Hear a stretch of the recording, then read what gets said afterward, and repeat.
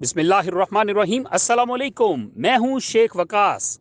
नाजरीन, यहाँ पे मैं आपको पहले भी बता चुका हूँ कि ये जो सितंबर चल रहा है ना, सितंबर अक्टूबर नवंबर नवंबर तक जो है एहसास का फलक प्रोग्राम वालों की किस्त जो है जारी कर दी जाएगी।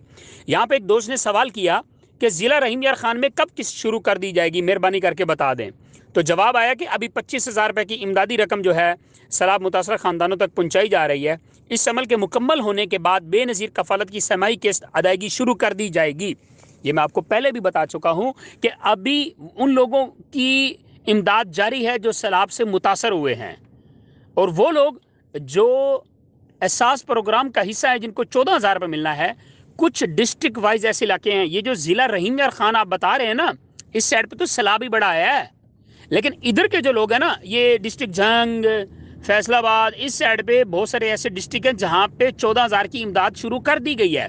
लेकिन उस साइड पे क्योंकि सैलाब से मुतासर ख़ानदान बहुत ज़्यादा है, इसलिए जब तक उनकी इमदाद कंप्लीट नहीं हो जाती उस वक्त तक जो है आप लोगों का 14,000 नहीं आएगा।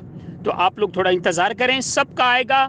कुछ डिस्ट्रिक्ट्स के अंदर जारी हैं और कुछ के अंदर अभी नहीं मिल रहे हैं, तो आप सबको मिलेंगे इंशाल्लाह।